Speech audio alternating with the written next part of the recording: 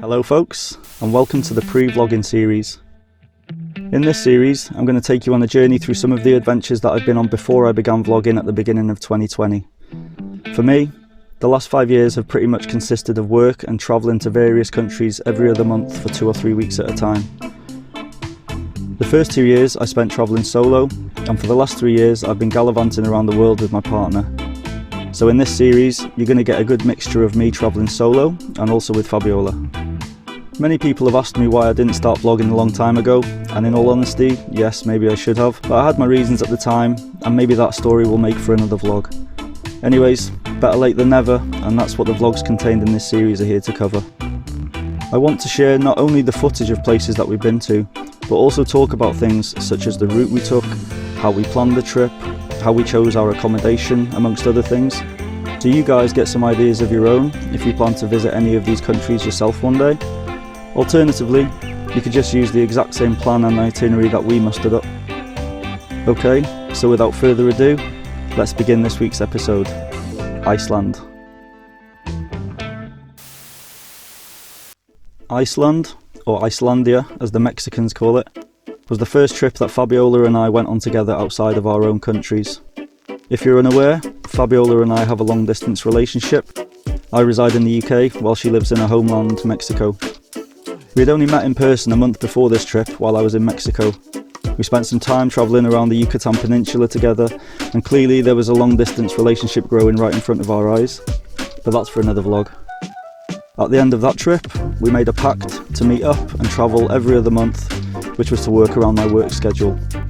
I then asked Fabiola where she'd like to visit first, and without hesitation, she screamed, "Islandia, por favor!" Before we headed off to Iceland, Fabiola came over to the UK a week prior so that I could show her around my homeland, which is North Wales. We don't quite have the Caribbean weather here, but we still had loads of fun, and I think it's fair to say that she enjoyed what we had in offer in regards to beautiful scenery. See? I think my favourite moment was taking her to one of the local lakes for the night and sleeping over. Waking up in the morning to this was a pretty special moment and certainly one to remember. Okay, back to the programme. Iceland. We flew direct from Liverpool, UK, to Reykjavik, and the flight only took 2.5 hours. We arrived mid-afternoon, and I remember we had a little siesta as soon as we got to our accommodation. One thing I should mention here is that when we were here, it was the beginning of June, and at this time of year, they have very little darkness, as in, it doesn't get dark at night time. Just as the sun sets at about 11 PM, the sun then begins to rise, ready for the next day. It's quite surreal. After our little siesta, we took our sleepy little heads into the city for a wander. We passed by some of the famous colourful buildings and then stumbled upon the huge church here. I'm not going to try and pronounce some of the names of anywhere here in Iceland because some of them, they're very hard to get the tongue around, so I'll just be leaving the names in the top left hand corner of the screen. I think that's the best thing to do. After passing the church, we headed down to the seafront to visit the Sun Voyager sculpture. The artist, John Gunnar Aronson, intended it to convey the promise of undiscovered territory, a dream of hope, progress and freedom. We then took a drive to our first adventure. It was roughly an hour's drive away from Reykjavik, and it was pretty well known, the Blue Lagoon. The lagoon isn't a natural spring, as some might think. While Iceland is a country full of natural hot springs, the Blue Lagoon isn't one of them. The land is natural, as is the lava that shapes the pool, but the water that fills the lagoon is actually excess water from the geothermal power plant right next to it. That doesn't mean it's dangerous or toxic, far from it. It's just not the natural phenomenon that many people believe it to be. Before entering the building and going through the entrance to the pool, you're surrounded by all of these steaming pools of water separated by volcanic rock, which serves as a footpath. We caught these guys leaving the hotel and heading to the pool. It's not really the kind of thing you see every day. The Blue Lagoon isn't the cheapest place either. At the time, in 2018, the cost was $70 each, which included a free drink and a mud mask. Like I said, it's not the cheapest place, but we were soon to find out that Iceland is a pretty expensive place to travel in general. We spent an hour or so here relaxing in the warm waters while taking in the strange surrounding landscapes. We then drove back to Reykjavik to get our heads down, ready for an early start in the morning. After a bite to eat and a coffee, we left Reykjavik and headed to our first destination of the day. One of the most popular tours to do here in Iceland is called the Golden Circle, due to it beginning and ending in Reykjavik, and heads through Thingvellir National Park, passing by many beautiful points of interest and waterfalls. Along the way, we drove alongside the beautiful Pingvallavatn lake, which was complemented by some snow-capped mountains in the distance. After an hour and a half drive, we reached our first port of call, Stokkur. Stokkur is a fountain-type geyser located in a geothermal area beside the Hvita River. It generally erupts every 6 to 10 minutes and reaches a height of around 15 to 20 metres. Fabiola just managed to get a shot of it in all its glory. There were some steamy pools of volcanic water dotted about here and there too. It's a pretty surreal feeling knowing that there's all of this volcanic activity going on right under your feet. From here, we drove another 9 minutes until we reached our first waterfall, Gullfoss. Gullfoss, meaning Golden Falls, is a beast. She's a 3-tiered waterfall with a total height of 105 feet. The first 2 tiers create the smaller waterfalls at the top, and then the 3rd tier is the big one, a 69-foot sheer drop into the crevice below. Being stood next to it and watching all of that water fall into what looks like a huge gaping hole in the earth is a crazy experience. The sheer power of the water is not only visible, the sound is scarily loud. Another reminder that water isn't to be reckoned with. From the car park, you could walk to the beginning of the waterfalls along this path, but there was a trade-off. At some point you were going to get a good soak-in, no questions asked. But it's all part of the experience. After admiring the falls for a little while longer, we jumped back in the car and took an hour and a half drive to waterfall number 2, Seljalandsfoss. We arrived here around 5 PM and the light was just perfect. We had to pay $6 to park here, but the sun was shining right onto the fall, making the greenery so vibrant. The waterfall is just under 200 feet in height, and it also has something rather special about it. You can walk behind it. But again, there's a trade-off, and guess what that trade-off is? Yep, you guessed it. You had to get a good soak-in. It was pretty epic, especially with the sun just hanging there looking like a shiny disco ball. We could have admired this waterfall for days, but we had one more fall to see before the day was out. The mighty Skogafoss. Before coming here, this is one of the ones that I was really excited to see, and yes, she's an absolute beauty, even more so in real life. It's the same height as Seljalandsfoss, but it's way more powerful. It's a lot wider and has more water volume flowing down the river. We spent some time taking in this beautiful natural wonder from ground zero, and then we hiked up the many steps to admire the view from the top. If you come here, don't be put off by all the steps. Make sure you go to the top, you won't regret it.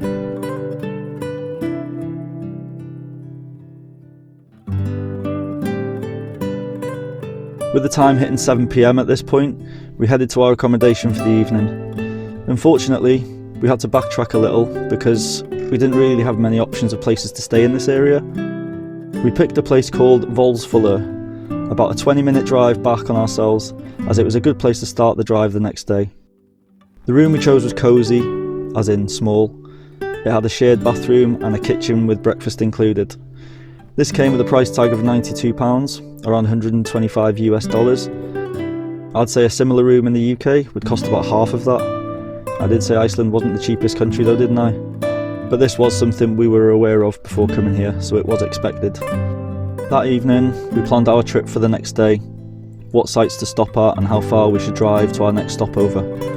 We figured that if we timed things right, we could make some good ground and get all the way over to the east coast. It was a 6.5 hour drive to the random place that we decided to aim for, and there was a few things that we wanted to see along the way, so it was going to be a big, long day, but we are optimists and always up for a challenge.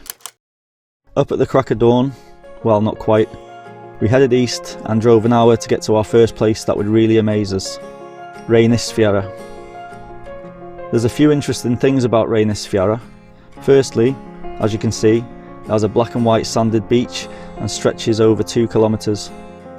The second crazy thing about this place is the basalt columns. They all stand at different heights, a bit like an organ, with the tallest one standing at 65 feet. We had a bit of fun sitting on them and basically acting like kids. There's a small cave here too, but you have to be careful not to get caught out by the tide, and that goes for this stretch of beach in general. Many people have been caught out not paying attention to the aggressive ocean that creeps in at a fast pace. So if you visit here, just be mindful of that. The third thing, or things, that this beach is famous for is the Reynisfjara rocks, or Reynisfjara rocks. Standing at 216 feet, these beautiful rocks stand out like a sore thumb in the choppy ocean. According to local Icelandic folklore, these rocks were once trolls trying to pull ships from the ocean to the shore. However, these trolls were a few sarnies short of a picnic and went out too late at night. Dawn broke on the horizon, turning the trolls into solid stone. So they say anyway. We jumped back in the car and took a short drive to Dyrhólaey. It's directly on the other side of the beach. There's a lighthouse here and some nice rock formations and cliff edges.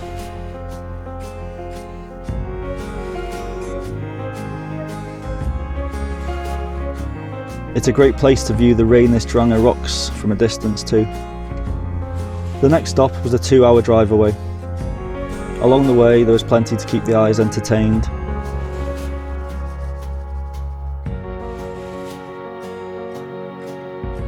And then we arrived, Skaftafell. After paying the $6 fee to park, we took a leisurely walk, which took about an hour, to see this Skaftafell glacier. If you have plenty of time, which we didn't unfortunately, you can hike up on the glacier with many options available. You can also take a helicopter ride or a plane ride to admire these amazing views from above. Another thing that's highly recommended to do here also is the waterfall hike. We passed by 3 falls before getting to the main one, Svartifoss. Again, we didn't have time, but here's a sneaky photo from Google. But that's the thing when you're on a road trip like this. Along the way you always find out about these amazing things and places that you didn't know existed, leaving you with no time to visit them. But on the other hand, I guess it leaves room for a revisit one day. After ogling the glacier for a while, we walked back to the car and continued along the coast to our next stop, which was only a 40-minute drive. Jokulsarlon. This huge lagoon sits at the base of a glacier, so you have icebergs dotted about everywhere and flowing in the direction of the Atlantic Ocean, which is where they end up and eventually melt. Together with a backdrop of snowy mountains, this was an incredible place to visit. You can take a boat trip around the lake so you get a good close-up of the glaciers. Again, no time for us. It was coming up to 6 PM and we still had a 3.5-hour drive in front of us to reach our accommodation for the night. But there was nothing to complain about. The scenery along the way kept us entertained once again.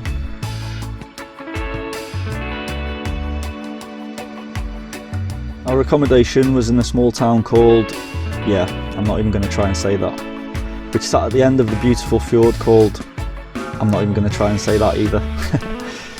We arrived early in the evening and we were absolutely shattered after the long day we'd had, so we didn't really pay too much attention to our surroundings initially, but waking up in the morning was a pleasant little surprise. Probably the best view we had from the room on this trip, personally speaking.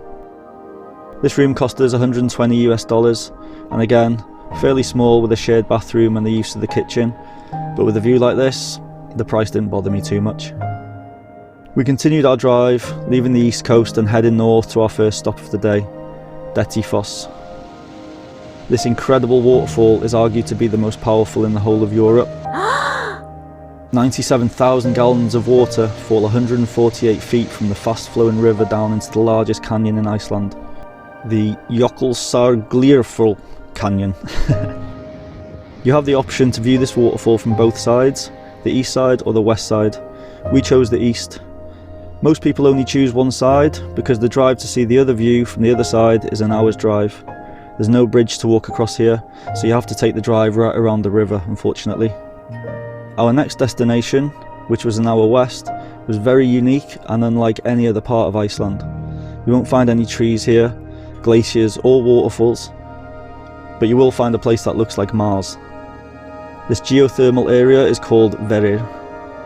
You can take a walk around the boiling mud pools and steaming vents and water pools. It's evidently still very active and also a bit smelly. Imagine the smell of rotten eggs. The last time I smelt this aroma was in Rotorua in New Zealand. If you've been there, you'll know exactly what I'm talking about. It was free of charge to walk about and no charge for parking either. Just down the road is a beautiful lake called Pingvallavatn. It's crazy actually. One minute we felt like we were on Mars, surrounded by this orangey red steaming landscape, and then you drive 6 kilometers up the road, gradually over a hill, and then you're in a totally different world. Lush green landscapes and trees, together with the lake, felt like we'd been teleported to a different world. If you catch the lake in the right light, the colours can look amazing due to the types of minerals in it. A 45-minute drive took us to another waterfall, Godafoss. Again, a huge wide waterfall with plenty of character to keep your eyes occupied. At only 39 feet in height and just under 100 feet in width, this is the shortest waterfall that we came across on this trip. After grabbing a quick coffee in the cafe, we hit the road. We stopped off quickly at Akureyri, a popular port town here and especially popular with cruise ships. We also bumped into a couple of Fabiola's family members before moving on to our accommodation for the evening. It would have been nice to spend a bit more time here, but as we were passing through, everything was pretty much closed. Once again, we randomly chose a place to lay our heads for the evening, and that place was just outside of a small town called Blonduos. It was an 1.75 hour drive east of Akureyri, and in a great location for the next day's adventures. We arrived late and pretty much went straight to bed, but not before meeting this beauty. She came straight over to us for some fuss. Oh, and this is what midnight looks like in Iceland, by the way. If you like daylight, this is your place to come in June. This place cost us $115 for a modern room with a shared bathroom. This wasn't such a bother this time as we had the whole place to ourselves. After a lovely breakfast, we set off for adventures. Today was going to be spent driving through the West Fjords to find the last waterfall of our trip. It's a waterfall that I'd seen many times online and had been dreaming of visiting at some point in my life, and now here we were, driving through this amazing landscape for 4.5 hours in search of it. Eventually we arrived. She goes by the name of Dynjandi.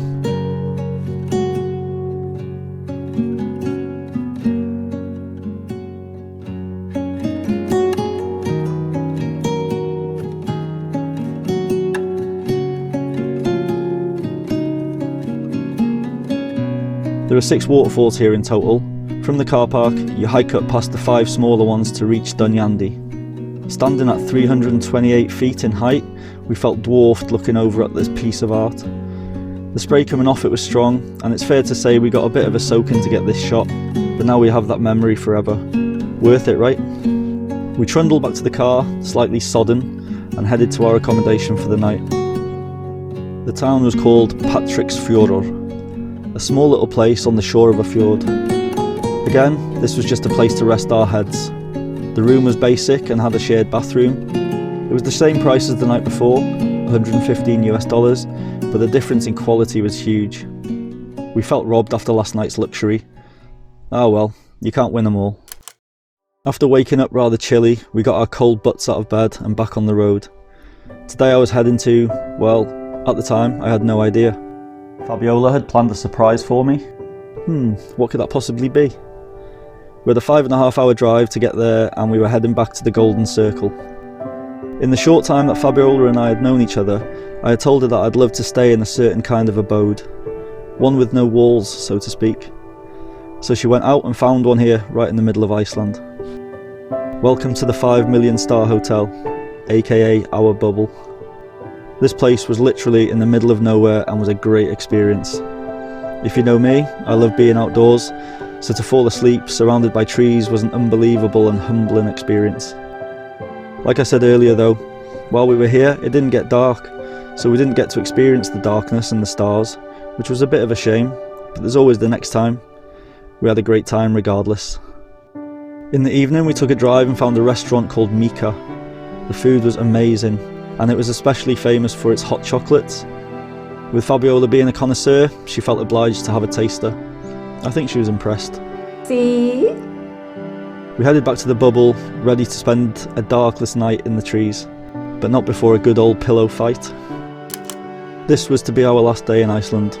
We didn't really have anything planned for this day, so we made no effort to leave the bubble in a rush. In all honesty, it was hard tearing ourselves out of bed.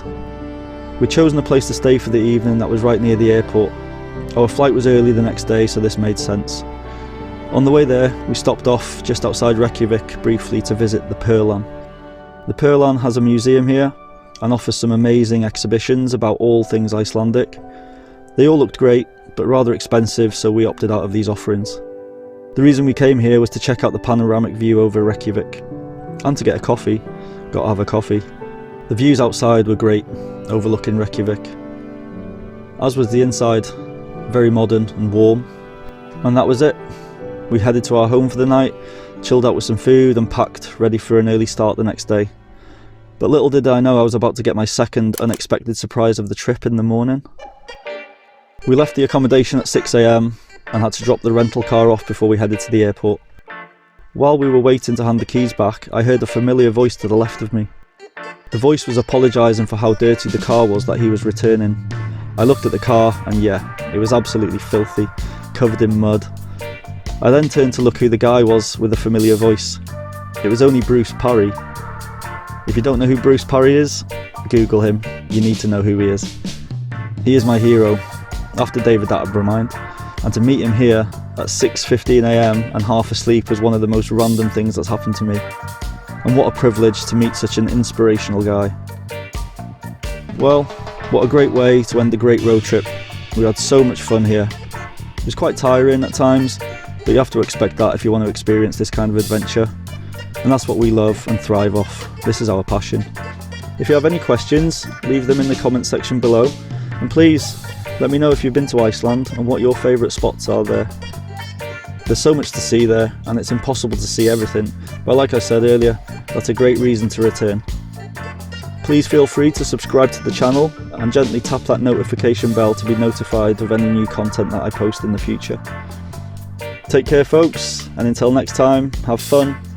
Peace. Adios.